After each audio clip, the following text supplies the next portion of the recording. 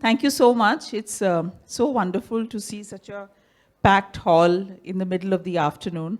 And what best than to talk about love, romance, and all things gushy and mushy. So, and it's, even more fun because Andaleeb is such a close friend and she's always been such a huge supporter of me in my author journey. And as we were introduced, she has written and published 45 books. So can we all just take a pause and have a huge round of applause for someone who's written and published so many books? Thank you. Thank you so much. I just keep writing. I don't stop and think. So, it's always surreal for me to be surrounded by people who think it's a big deal. But it is a big deal. It is a big deal. And I feel honored and delighted in equal parts to share the podium with you, Andaleeb. Thank you, Kanchana. I'm only on my 5th book, so I have a long way to go. And by the time I catch up, she'll probably be writing her 100th book. That will be another 2-3 years. Oh my God. Okay, so let's get down to Jasmine Villa. So tell us about, Jasmine Villa, the main characters, and we will come to the Jasmine Villa later, but just tell us a little bit about the series. So Jasmine Villa came about because I wanted to initially write a story. I didn't have a series in mind. I had just the first story in mind. And I wanted to write a story about what happens when someone from a middle-class family gets married into a very upper-class family, and the middle-class family girl is very educated, and she may not be sophisticated in branded clothes and all that, but she's very educated, very intelligent, and she finds that the people in her in-laws are not, especially like her sister-in-law is a bit of an airhead, and she has these events in her in-laws' house where she has to be this beautiful mannequin. So women are not expected to be intelligent, and she comes from a family of all these girls who are really intelligent, who are very educated. So for me, that was the starting point. What if? Every story starts with that what if. And eventually, it kind of became something else. The story. So in the world of romance, it's filled with all kinds of tropes. So the trope that, would best define the first book of Jasmine Villa is what is called insta-love, where, they fall in love immediately, which is something absolutely unreal to me. But I enjoy writing unreal things because, you don't see it in real life, so might as well make it up, So, the whole concept came about from there, and I realized that I have a chance to write an entire series. Like the second book could be on her sister, on the second sister, and the third on the youngest sister. And of course, figuring out who would be their love interests and why, and of course the conflicts in each story, because romance is all about conflict. So, I want to ask you here that, did you, as you said that you hadn't planned the series in the very beginning, you were first writing the story of Tehseeb and Ayub. So, what prompted you to think of it as a series? Was it the reader response, you have a huge fan base, so what is it that... No, so when I first thought of the story, it was going to be a single story. But when I started writing it, I already knew that there was going to be a series. Okay.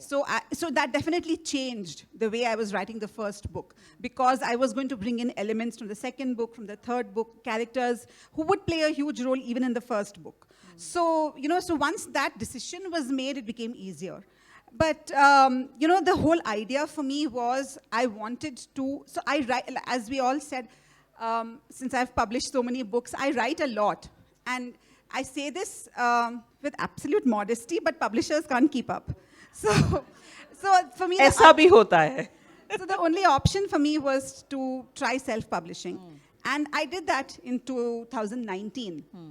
And what happened was, I really do love my publishers. I'm not sure who's here, but but what I'm saying is that, without them, this was directly between me and the readers. And we kind of developed a very stronger bond because of that, because they did not have to wait for a year for me for a publisher to bring out a book. But at the same time, that readership is also very limited. Not that many people want to read on the Kindle or on the phones. And I'm extremely grateful to Westland for recognizing that this book has the potential to become a paperback. And they took on and they brought out all three, and I feel it has reached so many more people. Of course. So while I always am grateful for self-publishing, I'm also very grateful for publishers who recognize the potential, So the series is something that you do in self-publishing. It's not something that you do in traditional publishing. Because publishers don't think that a series, unless it's like, unless it's like Fourth Wing or Hunger Games or any of the big books that are coming now, which have serious potential. In India, we don't have that. Readers don't want to wait that long, and publishers also don't have that, machinery to bring out books rapidly. But because this series was already written, and they brought out all three together, so that's how it's been a very happy accident of sorts for me. So the first book in the series is called One Way to Love. It's about the love affair of Tehzeeb and Ayub. The second book is called Loving You Twice. It's about the second sister, Anna Hassan and Lukman. And the third book is called Three Times Lucky. It's between Atia, the third sister, and her lover, Farhan. So tell us about the three sisters and how they are similar or they are different from each other. How did you craft the characters, and how did you make them different from each other and their relationships with each other? So I wanted to write the sort of book I wanted to read, So, and then there weren't that many books that I could, read, maybe relating to myself, where I could see characters like me, especially in terms of representation, diversity, the kind of Muslim characters you find in typically most books are not, they're very stereotypical. They're not lived experiences. So I wanted to write about people like me. So that was the beginning. And the three sisters, I love the idea of sisterhood. Because, I think women, when they're together, they can do anything. They can accomplish anything. So, and, men are nice to be, nice to have. But women can accomplish anything that they want, they put their mind to. So I wanted to show that in these books. I wanted to show this concept of sisterhood. And also, that love can be a part of, this whole, so all three stories are very traditional stories in the sense all three girls are getting married, and then you have the romance. You don't have a romance before they get married.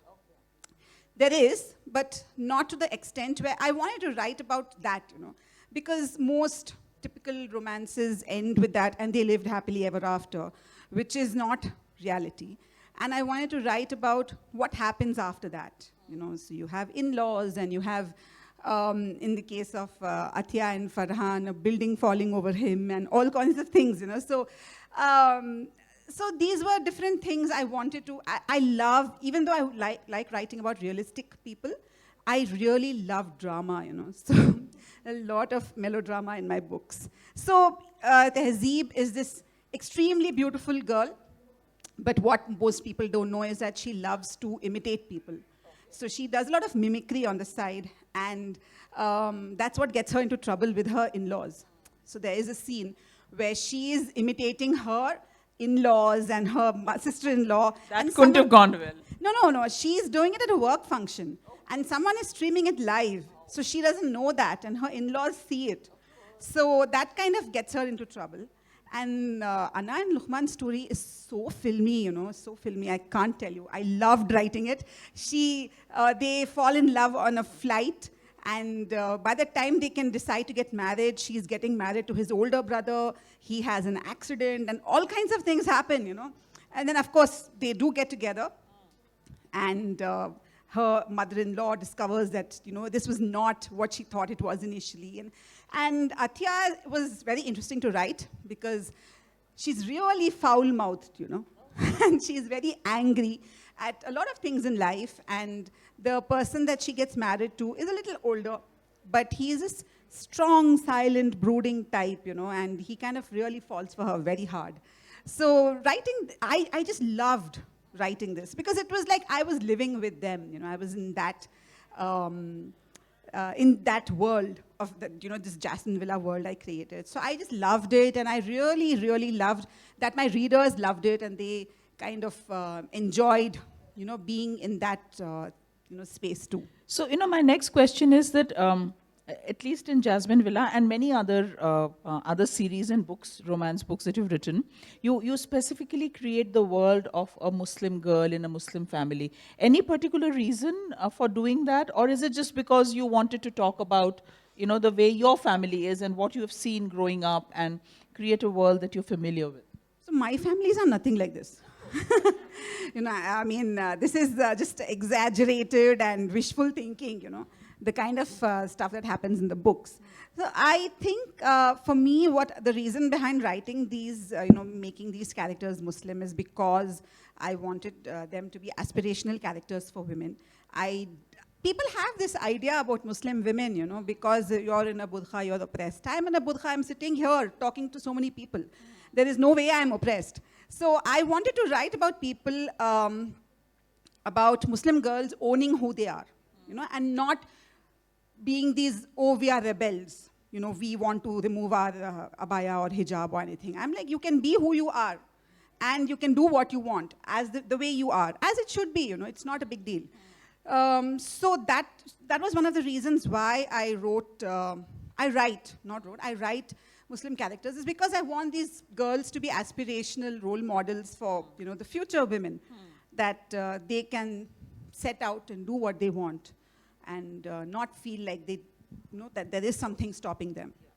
So now let's talk about the setting of Jasmine Villa. So why Jasmine Villa, and the villa almost becomes like a character in the book. So tell us about that.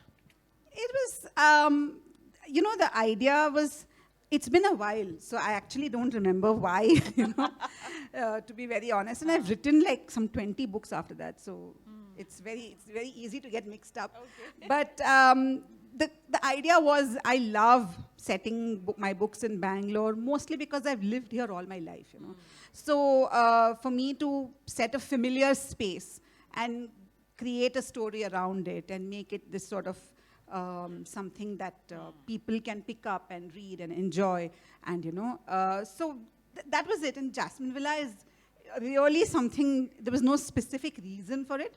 I'm not even fond of jasmine, so it gives me a headache. So it was just something fanciful that you do as a writer, like, chalo, Jasmine Villa. I mean, I could have been Magnolia Villa also, but it became Jasmine Villa. Okay. So, family plays a very important role in all your stories. There's a lot of family drama that's happening. So how do you approach the dynamics, the family dynamics in your stories between the modern generation and the parents' generation? How do you deal with it? And if you could just cite a few examples, just to So examples, I'm a little. I can't think. So, family, what I do normally is that I would probably take what's there in my family and multiply the drama by 100. So, then that's basically the formula. I cannot imagine the way Atiya and Farhan get married, it's not possible at all in real life. But then it's a book, and I'm like, I'm writing it, so I'm going to make it happen. So families, my family is very important to me. They are my rock. So I try to, write. I was just telling this to one of my friends the other day, that I think I put too much of myself in these books, as in these people, my characters, are very well adjusted. I should write about some more dysfunctional people, who come from dysfunctional families. I think that would make the books more interesting. But I'm not saying this like a bragging thing or anything, but I come from a well-adjusted family. So that dysfunctionality is something I think, again, would add to the level of drama. So in my books, So it's basically just that. I just, take what's happening. In Jasmine Villa, that whole part about, this girl getting caught in that mimicry thing, stuff like that has happened to me. I've got into trouble on a much lower level, where, I've done mistakes. And but so, I can't really think of more examples because that is all over dramatic stuff. I mean, the hero is inspecting one building which is swaying and it falls over him and he comes out and कहाँ होता है real life में? So are the characters, or some of the characters inspired by real people you know, from your friends, from your families, or are they all completely? 100% imaginary. Where will you find men like this? And, please. What about the women? Well, women are inspired by people. Women definitely are, I would find, I think a lot of, these women have characteristics that I would probably, if I was a little more, less temperamental, so maybe, the women would be like that. But I think the women are, I wouldn't say inspired, but take a lot from people I know. But the men are all fictional. That's a good one. So, Andaleeb, now share with us the nuances of writing a series as to, how do you ensure continuity and how do the characters evolve over the series? So if I was a little more organized person, I would probably have a spreadsheet, But since I hate Excel, I have notebooks and, I just make lots and lots of notes and I have to go hunt for that later. I mean, as opposed to in an Excel, I would probably just have to do a Control F and I would find what I was looking for. But then I have to figure out which notebook I scribbled that person's mother-in-law's name so that I can go and, make sure. So when you're writing a series, there are a lot of things you have to take into consideration.